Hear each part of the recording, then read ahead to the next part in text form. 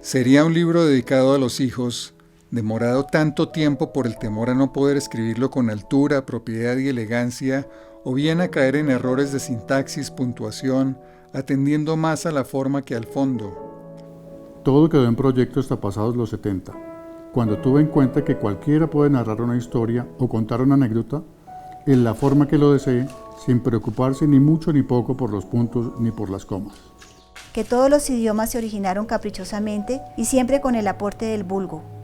En el caso del nuestro, se inició hace 1000 años, cuando a alguien se le ocurrió prescindir del latín y escribir en su propia jerga.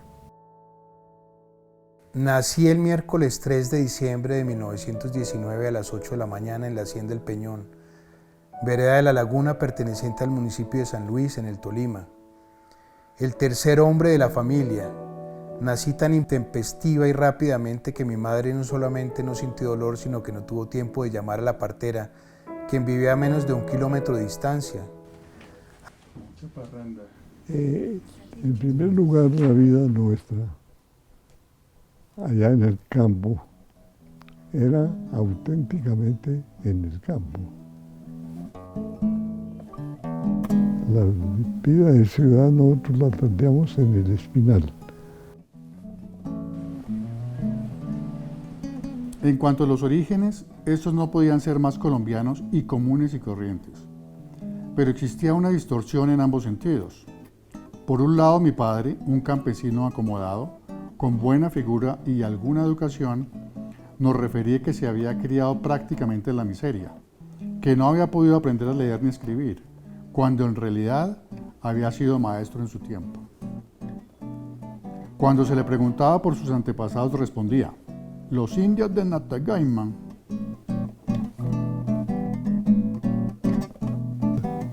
Él tenía un almacén que en el Espinal vendía panela, era un fuerte de sus negocios, la panela, porque él tuvo una fábrica, un trapiche, donde fabricaba panela.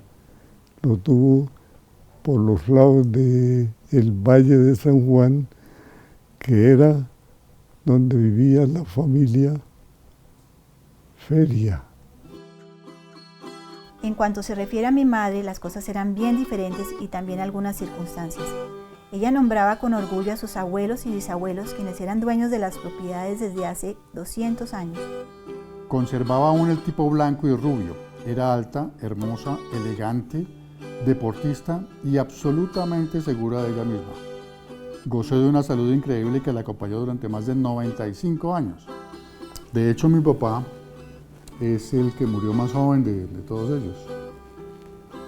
Mi papá me era de 83 años, Chucho se murió de 100 y pico, y el tío Alberto como de 96, 98, y la tía Inés y el tío Gerardo, que nos acompañan, están entre 94 y 93.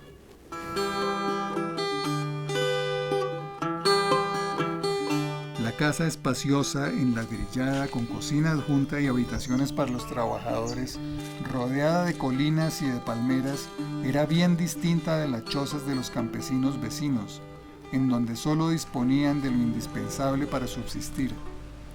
A cada familia le era asignada una porción de terreno adjunto a la casa, en donde podía cultivar diferentes variedades de frutales para su sustento y el de sus animales domésticos.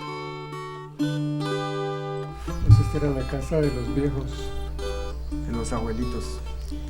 y todo este era el patio trasero donde pilaban el maíz. Me imagino que hacían la harina para los bizcochos, preparaban las hojas para los tamales. Y en la parte del frente había la placita que daba al Camino Real. Exactamente.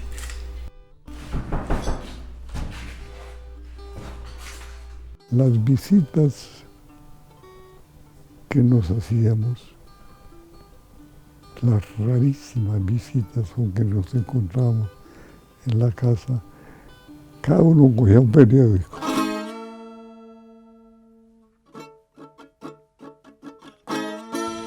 Eran las 8, no solamente porque el reloj de péndulo marcaba esa hora, sino además porque en ese momento pasaba el tren de pasajeros al otro lado del río y la exactitud del tren era tal que por él se podía poner el reloj. El tren, como queda dicho, era exacto, puntual, ruidoso y pujante. Claro que mi mamá tuvo también una característica que fue dominante en ella, y es lo del dominio. Ese esfuerzo tan titánico que ella hizo y tan efectivo que logró estas cosas, ¿no? Que nos está hablando. Es decir, sus hijos, todos en Bogotá, nada menos.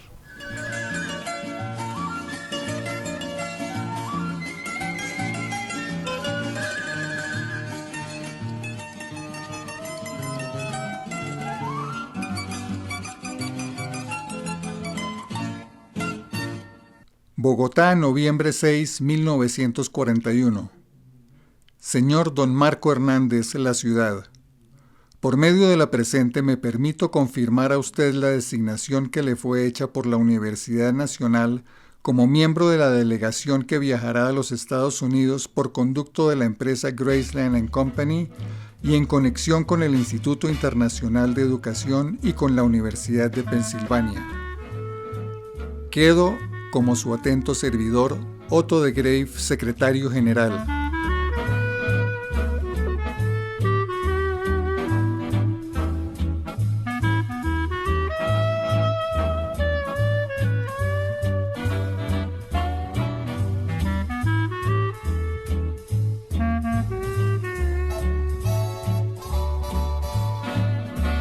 Lo que yo les cuento a mis amigos es que cuando yo conocí a Nueva York, me pareció una pendejada porque yo ya conocí a Girardot. Pues Girardot era una ciudad que para esa época tenía muchas cosas nuevas. Por ejemplo, yo lo considero lo más nuevo, los habitantes que tenían, de los cuales muchos árabes, ¿no? Que les decíamos los turcos.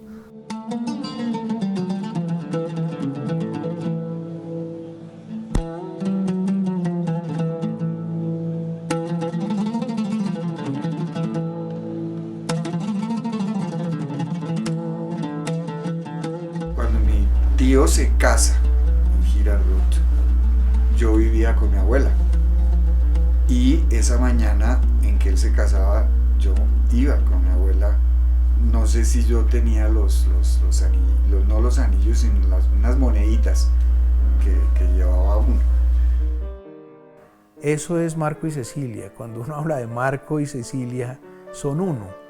Pero lo más maravilloso de Marco y Cecilia es que son un uno con diversidades, con pensamientos, con aproximaciones a la vida aparentemente abiertos y distintos, pero con un común denominador, diría yo, y era eso: el libre pensamiento, el respeto por las ideas, el concebir el mundo y el universo como algo mucho más allá de lo que pueden establecer los cánones, pero mucho más acá como para reconstruir lo mejor del universo en su hogar.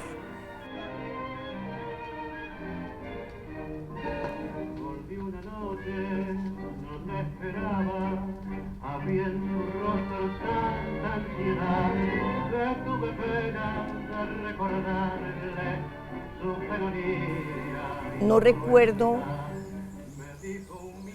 ninguna reunión en esa casa que no fuera con música, nunca.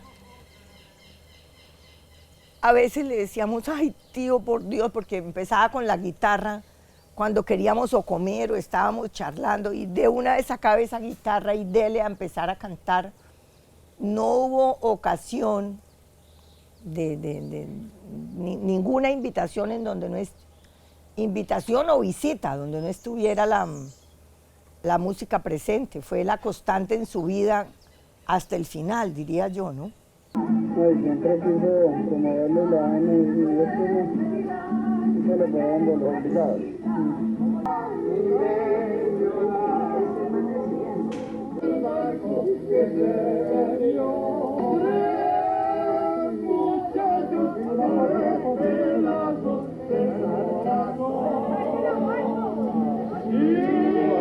Ese sí que pasaba por todos los géneros musicales, desde lo que estaba oyendo, que era música clásica, su guitarra, que podía empezar con música colombiana y terminaba en rancheras tranquilamente.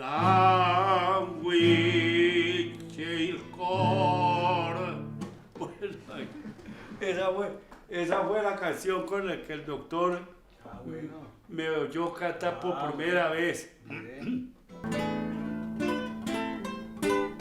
Esto le gustaba mucho también al doctor Hernández. En mi tierra todo es gloria cuando se canta el joropo. Y si es que se va a bailar, el mundo parece poco. Y vamos cantando, y vamos gozando. Pues aquí yo quiero también mencionar a mi mamá, porque a mi papá le gustaba mucho la estética y por eso se casó con mi mamá. Entonces a través de los dos yo recibí como ese legado.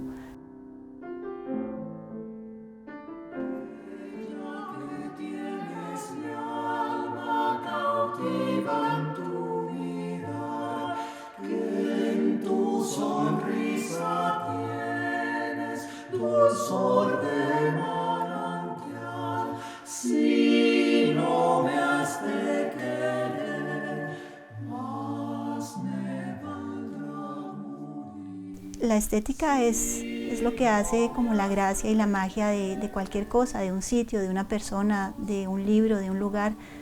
Y eso nos lo inculcaron todos los días a través de los objetos, a través de la música, si se puede decir que también es una especie de estética, y a través de los cuadros, a través de todo. Entonces, como que fue todos los días, porque mi papá buscaba la excelencia y le gustaba lo más lindo, no le daba lo mismo poner una cosa que otra, y todo tenía un significado para él. Me hubiera gustado mucho que mi tío Marco hubiera visto mi trabajo de artista hoy en día. Él fue una de las primeras personas en decirme que un cuadro mío era bueno, interesante, o fue la primera persona que quiso incluso comprarme un cuadro, viniendo de una persona que tenía una colección de arte impresionante en su casa. Fue un gran impulso de confianza en esa intuición de querer ser artista. Hoy en día lo recordamos.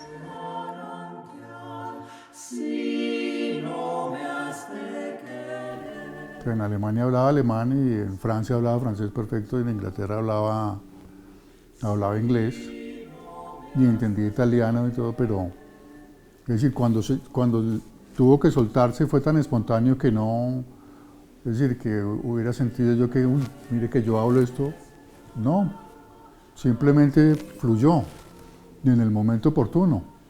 Recuerdo mucho a mi tío Marco en la casa de la 93, sentado en el sofá azul, leyendo, siempre rodeado de libros. De pequeña me fascinaba su biblioteca, con libros en todos los idiomas. Fue por consejo de mi tío Marco que mis papás nos pusieron a mi hermana y a mí en un colegio bilingüe. Una segunda lengua, una tercera lengua, fueron llaves que fueron abriendo puertas en mi camino.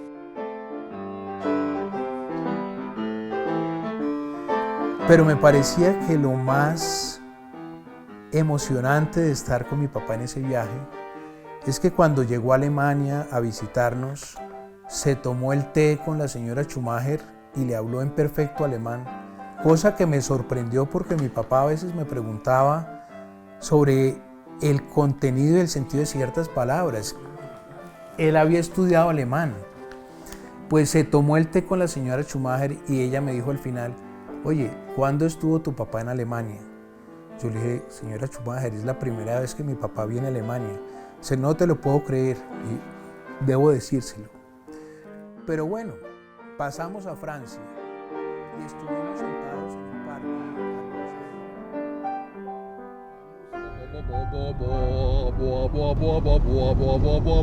Pongan esa voz, pongan la voz, es que hay que timbrar. ¿Qué?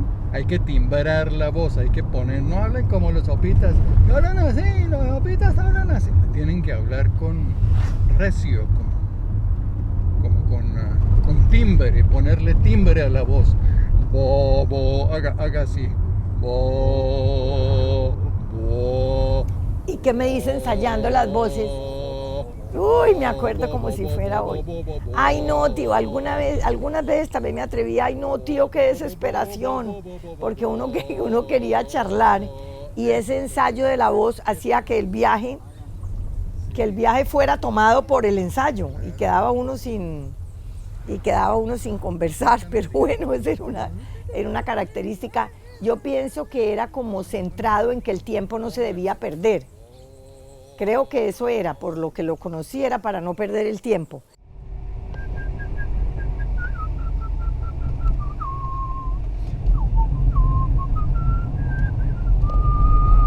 Si había alguien que hubiera concebido el tema ambiental como un tema de primer orden, a pesar de que en su momento no lo era Marco Hernández. Yo diría que Marco Hernández fue el primer ambientalista. Y esa palmera la sembré pensando en mi papá. Me recuerda como al Tolima, como a esos paisajes que a tanto le gustaban. Para nosotros, como para él, la naturaleza siempre fue muy importante y eso nos quedó a todos nosotros.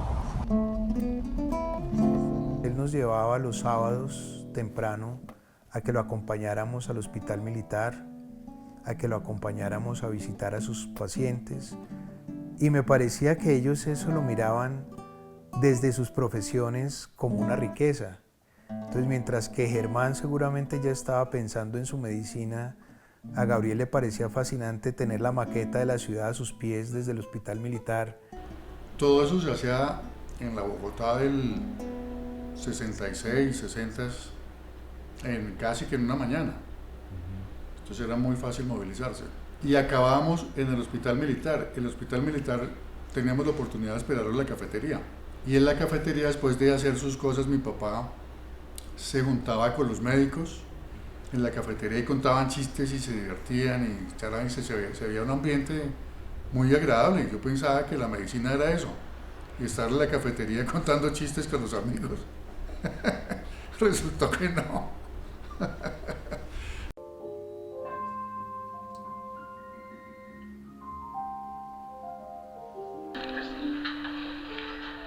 Acute invasive aspergillosis. This 7-year-old man was Primero cuando mis papás viajaron solos con Marie Juliette a Minneapolis y después cuando viajamos los 4 a Nueva York. Él sabía que se estaba moviendo en el mundo en el tema de la medicina e indudablemente que nos envió y nos direccionó hacia donde los que tenían que ser. Pero se gozó sus viajes, se destensionó, pero ya era muy tarde porque el estrés lo había matado. Yo creo que el estrés del entorno de San José con el tipo de actividad a la que se dedicó, que era la cirugía de corazón, el cirujano principal operaba por la mañana y mi papá reoperaba de madrugada. Eso le generó una tensión, hipertensión arterial, pero mi papá nunca se tomó la tensión. Con el tiempo ya tenía el corazón gigantesco. Eso fue lo que lo mató, pero haciendo un reverso, yo me pongo, pues no puedo decir que feliz, pero mi papá se murió muy bien. Mi papá murió sano. Esa era la palabra de él cuando estaba en mal genio, cuando algo le desagradaba o cuando algo le agradaba, pues, si estuviera contento, estuviera triste. ¡Uy, micos, hijo de putas! Llegaba alguien a buscarlo y me decía, Zenaida, venga para acá. Yo, sí, doctor, cuénteme qué les... Ayúdeme a contar hasta 100 y voy en 80, 81.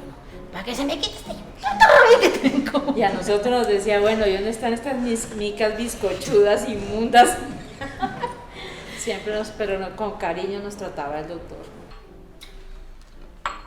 Me acuerdo que mi papá, antes de morirse, unos meses antes, unos días antes, semanas antes, se interesaba por cosas rarísimas. Sí, pues me llamó mucho la atención eso, que la lista que me hizo de las recetas de ancestrales, pues que las hacían eran los abuelitos. Y entonces nos pusimos a recordar los envueltos de maduro, los insulsos, todas esas cosas que ya casi ya se pusieron por allá en las plazas. Entonces yo no sabía que él era que iba a partir. Entonces me dijo que pues sí, como que rico hacerlas. Y yo le dije, bueno, doctor, sí.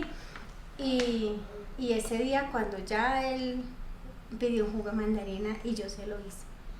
Y pues le dijo a Marta que se lo hiciera y ella, ay, lo sabe hacer usted. Y bueno, yo se lo hice porque él había comprado las mandarinas en la calle de los muchachos que ayudaba. Entonces llegó con esas paquetes de mandarinas. ¿Él les compraba a los muchachos? Él les compraba porque él era muy solidario. Él decía que tenían 18 hijos y entonces él les ayudaba a ellos.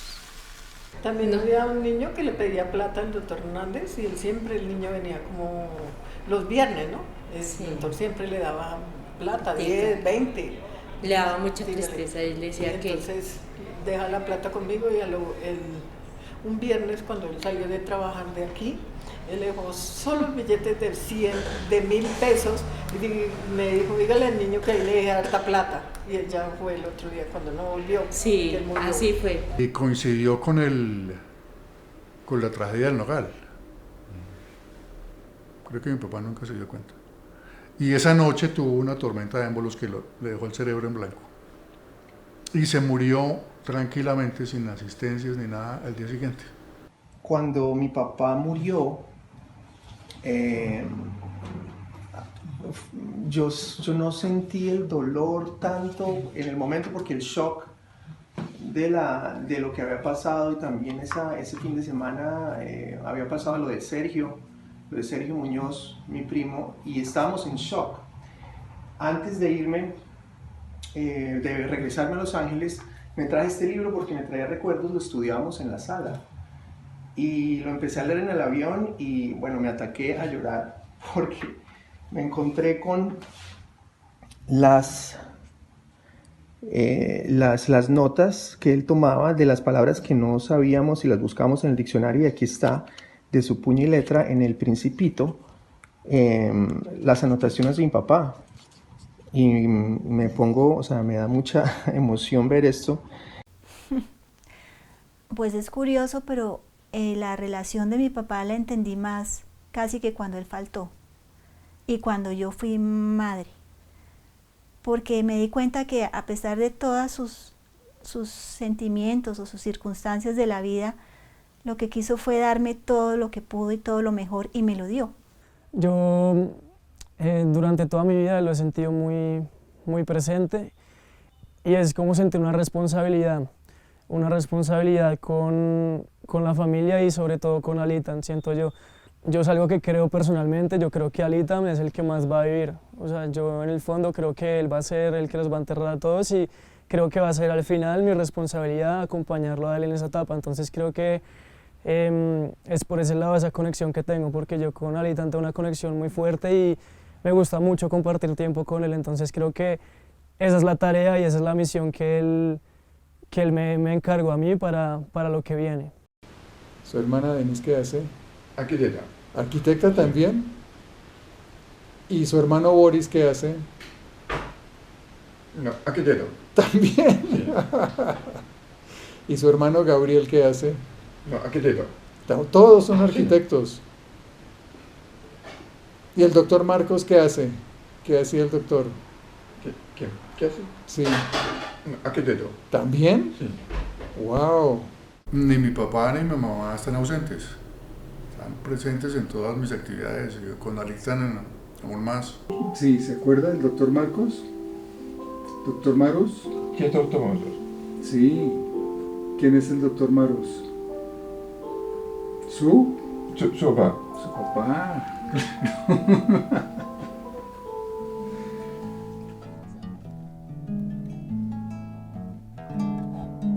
Todo empezó el día en que mi hijo, menor que yo, 50 años, me dijo: papi, en tu tiempo ya existía esto o aquello. Lo primero que pensé es: es que este también es mi tiempo, aunque no el de mi niñez ni el de mi juventud, y que en ese tiempo también disponíamos de la mayoría de los objetos y aparatos actuales, aun cuando se gozaba de más tranquilidad con menos electrodomésticos.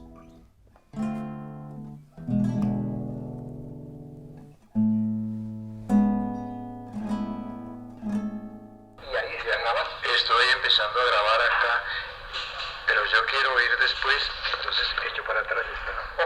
Ahí ya estamos grabando nuevamente.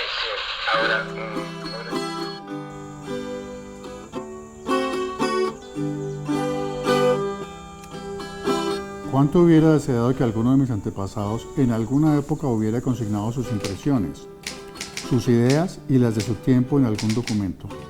Así fuera con algunos errores de la ortografía actual, como aparecen en los escritos de Cervantes o los de Santa Teresa de Ávila. Qué interesante hubiera sido un diario con los sentimientos, afanes y preocupaciones cotidianas. ¿Por qué no lo hicieron?